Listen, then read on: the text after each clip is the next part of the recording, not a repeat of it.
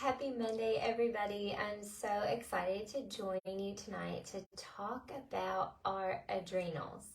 So, if your hormones are suffering, you do not want to reach for the estrogen first. You want to support the processes that have led to the root cause of the issue. So, let's talk about those deep root causes. The HPA axis. This is something that you may have heard of or maybe not, but I want to tell you what this is. HPA stands for hypothalamic pituitary adrenal axis. So it is a complex of these neuroendocrine systems in the human body that play a critical role in balancing the body's stress response. It involves three major components: the hypothalamus, that's the H, the pituitary gland, and the adrenals.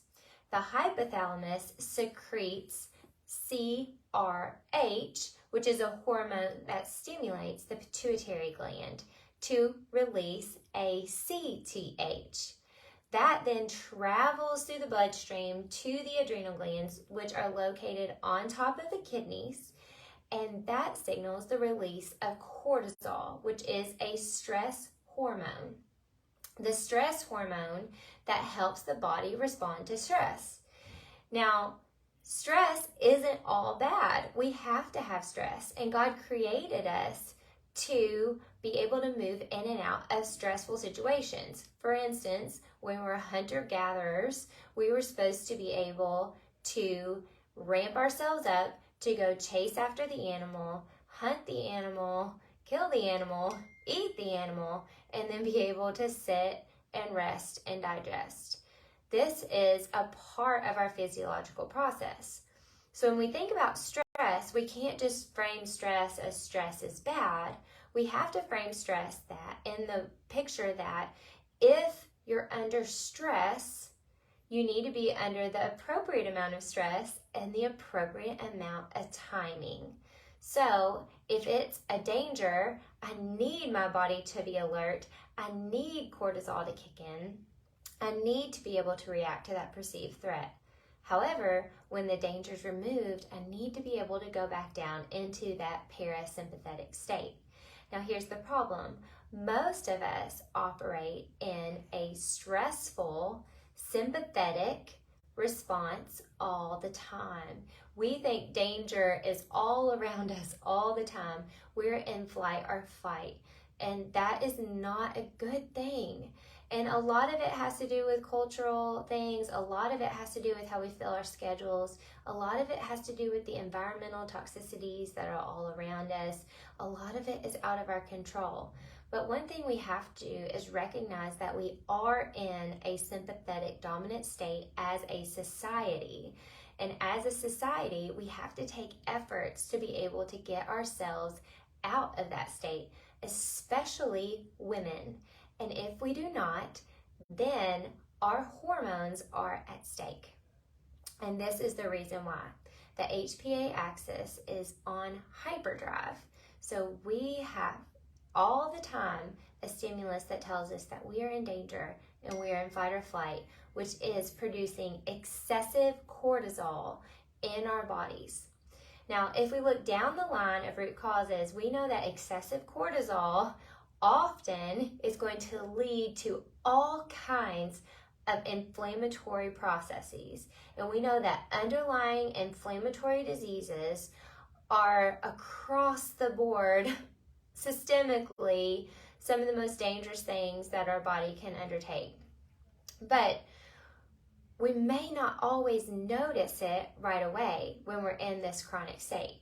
We may not notice it until we get to disease state. And that's what I want to talk to you about today, is if we take care of our adrenals and we notice some of the symptoms of adrenal fatigue and adrenal burnout, then maybe we can get in front of it before our hormones are at stake, before inflammation sets in chronically, before other organs start to shut down or become diseased, and really get to the root cause.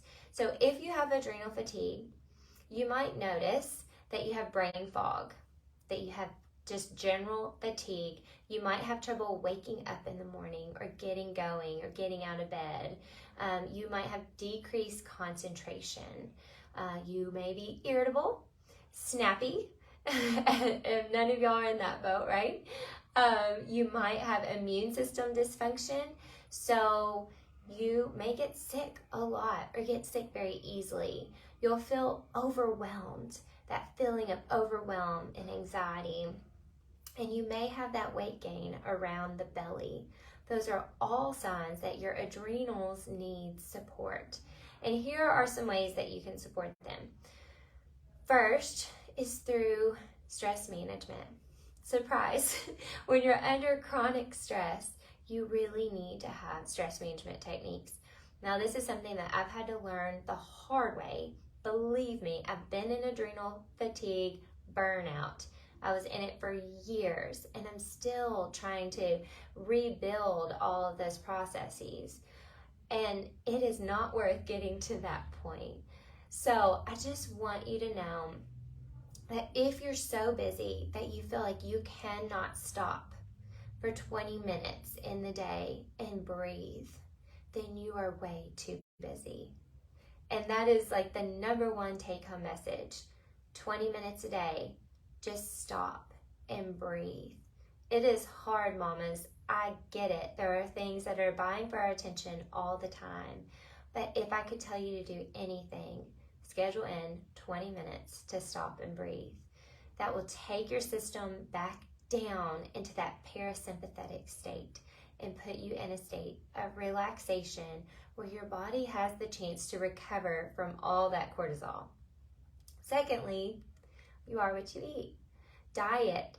Make sure that you are balancing your blood sugar. It's not always about like the fat content or the protein content or the carbohydrate content or even your portion size. All those things have a place and a role, believe me. But you have to balance your blood sugar. And this is so important. You want to take anything out of your diet that causes these ups and downs because that causes more strain and stress on your body. If you can manage your blood sugar and keep it level, then you have a chance at cortisol regulation. Other things, make sure you're getting a balanced diet. Like you're eating fats, fiber, and protein at every meal. I put gluten back in, then there is a chance that I could have a response to it that I didn't notice before. If you have a response, then you would want to take the food out for some more months while you're healing your gut. And if you don't have a response, then maybe that's okay to add back in. But doing a full elimination diet is a way to reset the gut and see what kind of immune responses that you're going to have. Another thing that you can do is to do a food sensitivity test. It is so helpful to know which foods specifically are not agreeing with you.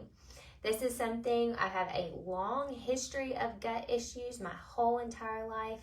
And, I went from everything bothered me pretty much to eat to now just 5 foods.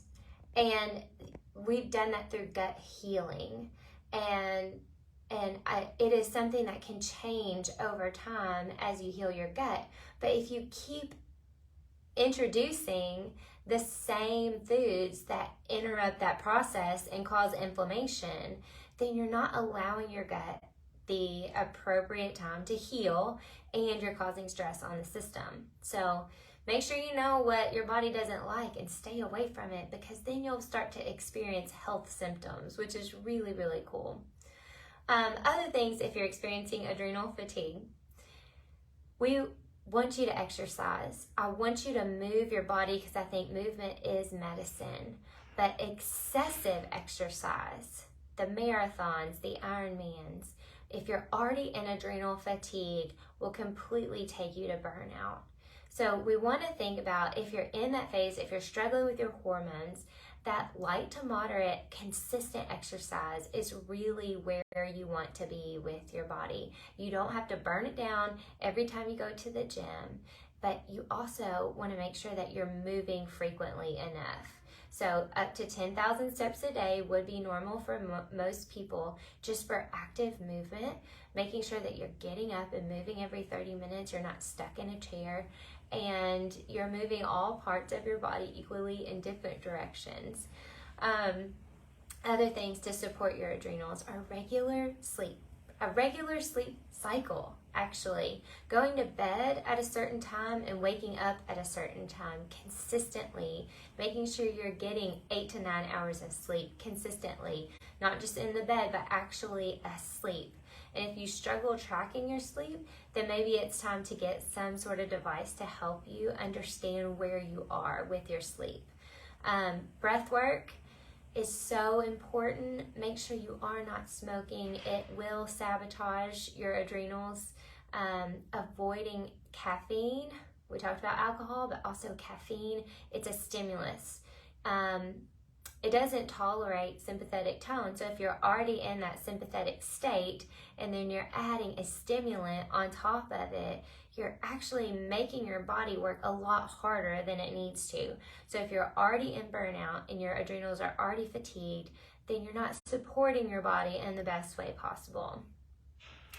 Supplementation wise, there are a couple things I feel like I can blanketly recommend for people. Please make sure you're consulting your physician if you're taking other medications or you're unsure.